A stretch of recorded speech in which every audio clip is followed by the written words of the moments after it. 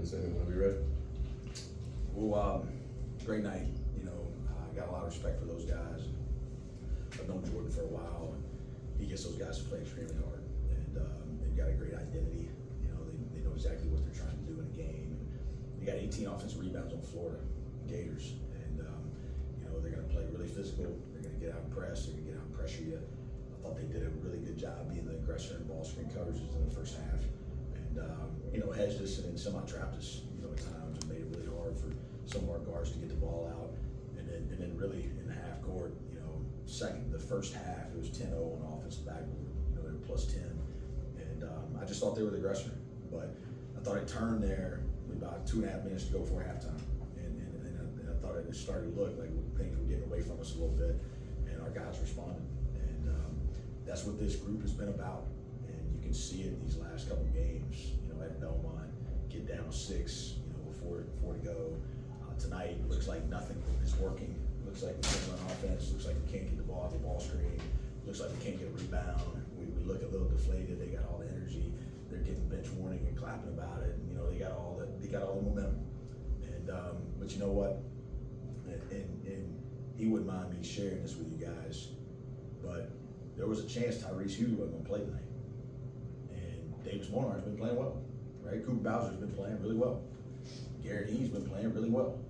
And so minutes start, it's just that it's not always this guy's not good enough. It's like, hey, you know, we got to get minutes to guys that are practicing and playing well. But we couldn't get Payne off the glass, so we said, hey, let's go. And he plays 12 minutes and he's plus 16. And I mean, Chuck was phenomenal. But like, at the end of the day, if Reese didn't come in and do that, we don't win tonight. And I think that's the beauty of what this team is showing. They want to play for one another and they want to play with one another, and it doesn't matter whose night it is, it doesn't matter who gets the credit, there's no ego in it. Let's go try to win a game. And I think that's why they're being rewarded. And you look at, you know, it wasn't necessarily Nick's night, it was Tom's night. Okay, Tom got going. Great, play more. Okay, Coop, you're not gonna play quite as much. Chuck's got 25 and Reese is rebounding. Garrett's got 14 rebounds. Hey, we're good. Ed doesn't play quite as much. He's a redshirt freshman. He's gonna be fine. But there's no, you know, Davis was slotted to play more tonight. You know, I wanted to play Davis more tonight. But then Chuck got hot and Reese is playing, Garrett. But you didn't see any expression from the bench, right? There was nothing about themselves. It was all about what do we got to do to win the game. And I think that's what, when you keep your connectivity and you can keep your focus on winning, I think that's why in the second half, you know, we go on the 14-0 run. I think they went 6.5 minutes without scoring. And they're able to push the margin to 16, and it's a heck of a team win. That's a team win tonight. That's a program win. That's a really good team. They're going to compete in that league, and they're going to win games. Jordan does a great job. Coach, that kind of felt to me like an ETSU or UNCG game. How beneficial was it to have one of those in the non-conference? Yeah, I think you know, that's why you challenge yourself. You know, in the non-conference, you play a team like Belmont that's, you know, it's got some Wofford feel to it. It's got, putting a lot of shooters out there, concepts, a little bit. Sanford does it some, you know. And then you play a team like tonight, yeah, you're playing ETSU at Greensboro. They're gonna try to physically, you know, beat you up. And you know, you gotta be an answer to that, right? And I think tonight, for us to not lose the glass, but to tie the glass 39-39, I've told this team, listen, I kept telling them 2 things all fall.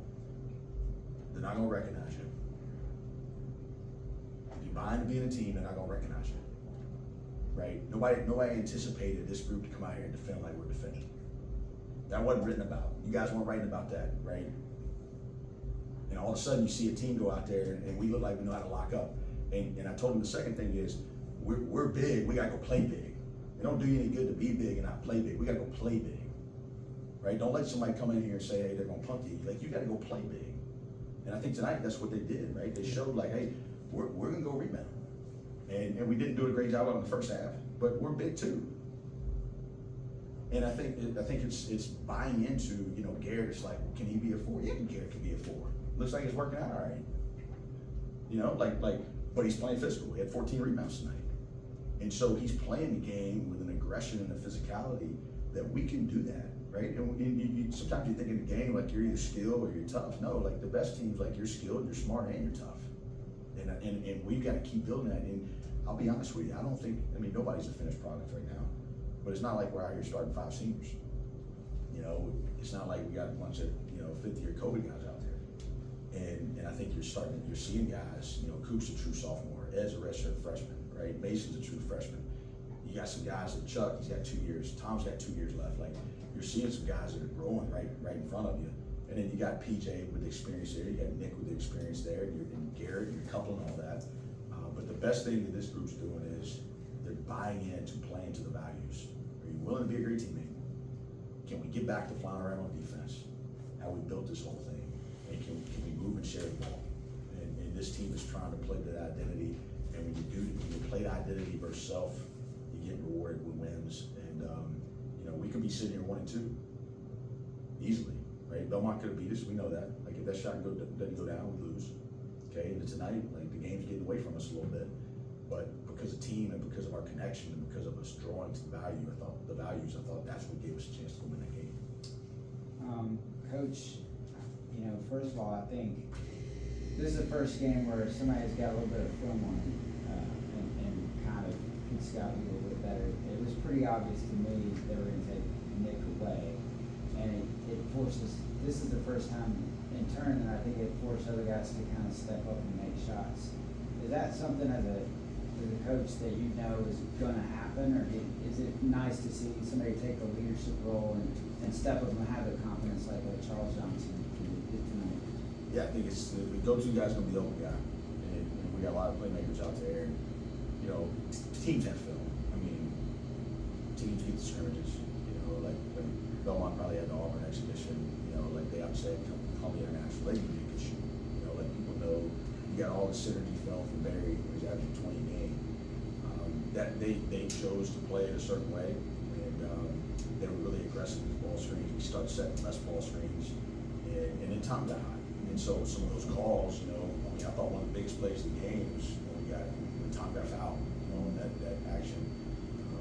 We stole that from UConn. We get really tricky with it around here. Like, you know, it's a great action, and you know, we got that right there. And Tom got fouled. He went up there and made those free throws, but you know, it's. Nick's a competitor. He played 30 minutes. He was +6. You know, he stepped up there and made those 2 free throws late when we were kind of, you know, struggling there at the end. And he's just competitive, man. I mean, he's just competitive. He had 4 steals tonight, and I know I've already touched on 36 deflections, which, you know, I started to think in the modern game maybe you can't get 30+ deflections anymore, and I was wrong on that. This team's showing you can. Nick had 10 tonight. So like, okay, it's not your shooting night. It's not your scoring night. Can you go out there and can you compete? And he did, right? And so he gets 10 deflections, he gets 4 steals, and he affects winning and losing, and he just finds a different way to do it. And you know, it's like I was saying, right? Like, are you playing to play well, or are you playing to win? And Nick Anderson's playing to win. When the game started, it seemed to me that the first challenge was to get it not slow, but slowed down and find a rhythm, because the game began a little frenetic, and that was what they wanted. Yeah, like, it's actually the opposite, and this sounds counterintuitive. So I wanted to play faster, and I thought that's what we were able to do in the second half. Their pressure made us timid, and so when you're playing a team that's going to hit you in the half court and deny you pressure, you don't want to walk it up so they can sit their heels and all that pressure, and then they can just kind of body you, right? Like, you want to try to beat it down and see if you can get ahead of it and play, right? To where they're just playing from, you know, a set entry. And I thought their pressure slowed us up. Like, I thought we had times where we came out of the gate defending. It was 3-3 the first, you know, 4 minutes of the game. But we were timid pushing the ball, right? We didn't get through the circle. We didn't really push the ball down the floor, and it played into their hands. And it's the old John Wooden, right? Like, you want to play fast, but you don't want to play hurried. And we want our competitive advantage to be a run, right? We got 10, 11 guys that we play. Like, let's get out, let's go, and then now get them on the run, get them on the move, and let's see if we can keep them on the move. And I thought you saw that in the second half tonight.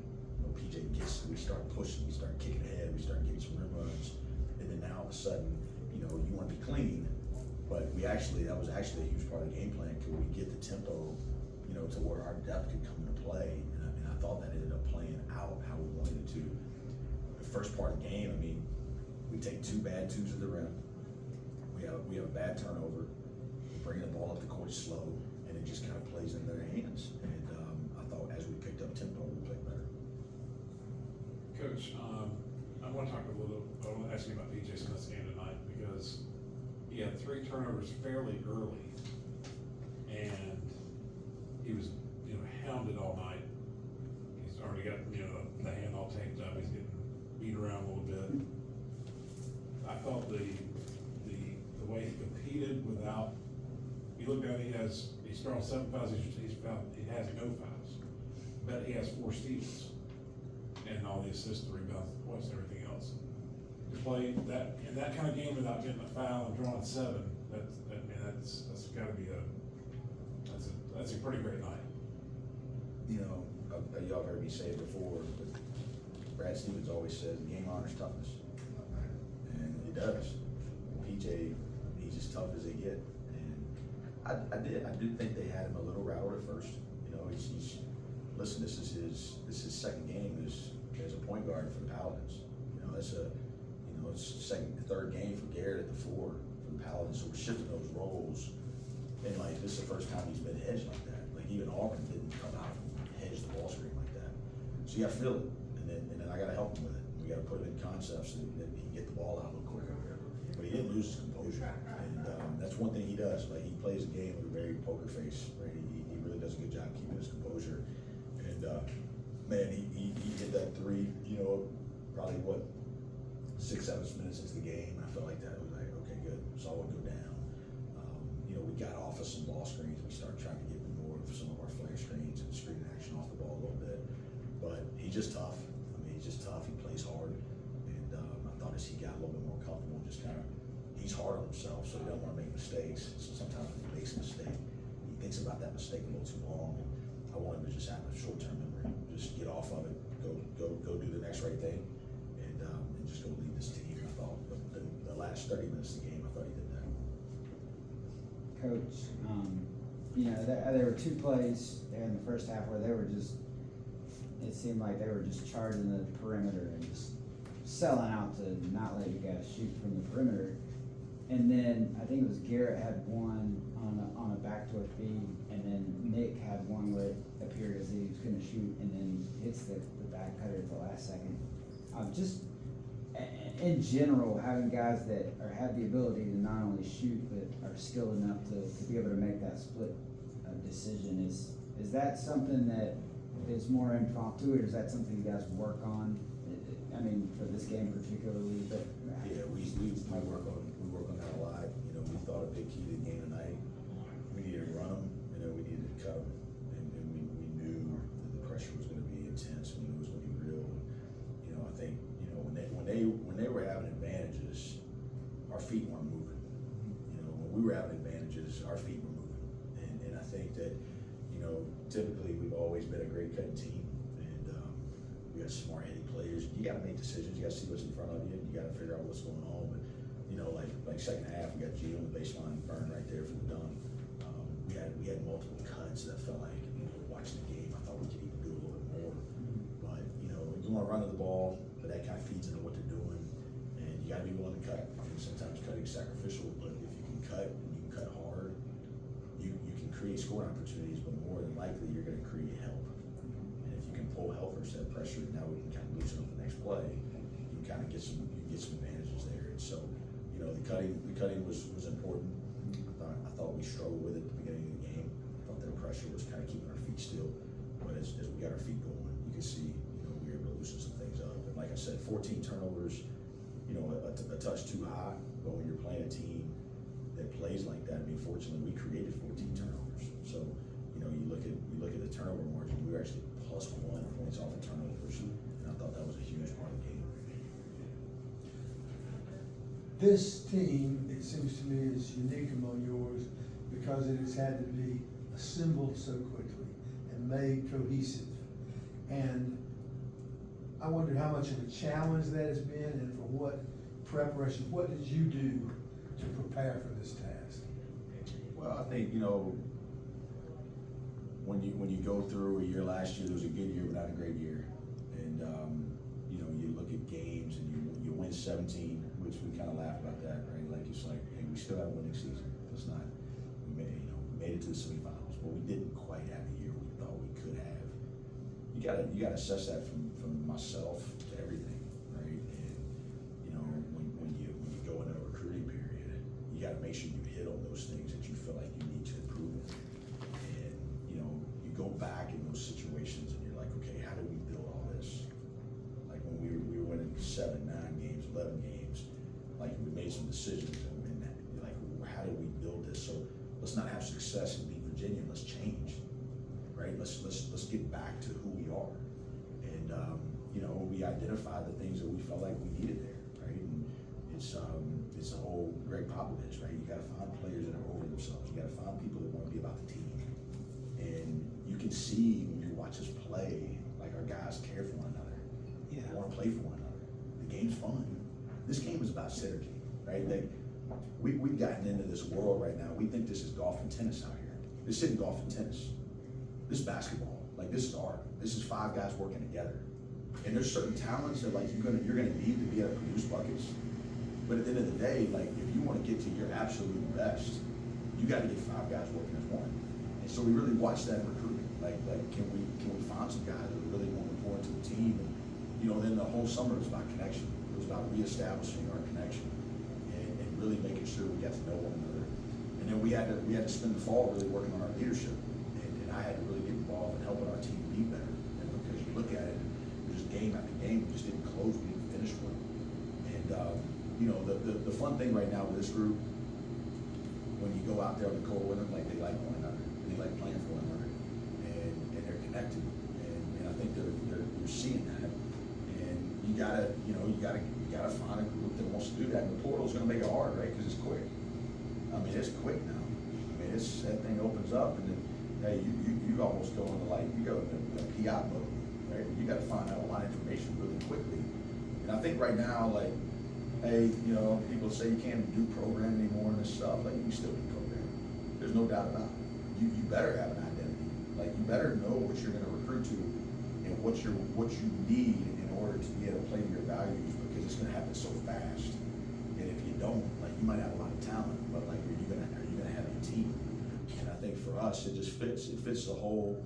What Furman stands for is university. You know, a top 50 liberal arts education in the country. It's got the national brand that they have, right? That we want to have a program that's not a subculture. We want to have a program that identifies with what Furman shows nationally, right? That we care about winning in life, right? Getting a degree that's unique, you know, being in the Further the Man program and walking across that stage, but at the same time competing for championships. And then figuring out, like, how do you leverage all this to go build the rest of your life, so when you look back on it, you're like, hey, those 4 years impacted my life. Mm-hmm. Go ask Andrew Brown and Jeff Beans and all these guys out here if the Further Man program impacted their life. And so then you have to have people that say, yes, I want this. And what I kept telling recruits in the spring was, I said, hey, we're gonna make this impossible to come here for the wrong reasons. This is what this is, and this is what this is gonna be. And what's been neat is we're seeing a team that, hey, you know, I had to have my, you know, we'll see how all that shakes out. But I'll tell you this, you can see a team out there, and you see a bunch of guys that care about one another. And you can see guys, you know, going out there to make plays for one another and celebrating. I mean, how happy were those guys tonight for Chuck Dawson? Because he's been hurt, he's been injured, he's been battling, but they care about one another. And, you know, so listen, it's hard right now. I mean, this is different now. I mean, it's just, you know, it's a different time. And you don't have to complain about it. You don't have to whine about it. You just, at the end of the day, what's my purpose as a coach? Right? What am I trying to do? I want to lead young men. I want to have an impact on them that makes a difference in their life, like sincerely, where they look back on all this and they're like, hey, regardless of how I played tonight or not, like Tyrese Huey learned a lesson about life tonight. Tyrese Huey learned a lesson about life tonight. He had a choice to make. He's going to come in that game and he's either going to show me, hey, coach, I'm mad about this because you're not playing me enough, or he was going to sell out. He was going to say, you know what, I'm going to do whatever I can do for this team to win a game. And in my opinion, when I'm talking to Reese in 10 years, we're going to talk about the Jacksonville game. and that's why I do this. That's that's the fun for me. And so, you know, we've got to be comfortable enough being different in this you know, quote unquote new age. And we got to know what our identity is. We got to know who we're playing for. And you know, it makes the game a lot more fun when you get a group working as one. Well, little I know, it's been very impressive. I mean, Well, we got worried. Yeah, you've been worried. Everybody's been worried. Yeah, right. That's fine. That's okay. Worry is what makes you prevented. That's okay. You know, y'all were worried after my first year. We lost all those things. I mean, you know, it's what makes this thing fun. It's like everybody wants to write about who people have coming back and who people got in the portal. Like, hey, let's not forget, like, this is gonna come down to team now. And you know, this league's had 6 winners the last 6 years. When you go back and look at it, last year Sanford had the best team. That was clear. They played 11 guys. They were all bought in. It was a role. They had enough talent. They had the best. 2 years ago, we had the best team.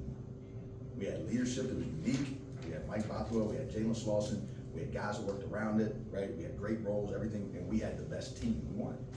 Look at Mike Young's team his last year, the best team, right? You look at some of Forbes' teams. You look at some of Wes's teams, right? Like when you go back and you look at it, like the best. At the end of the day, it's not necessarily the most talent.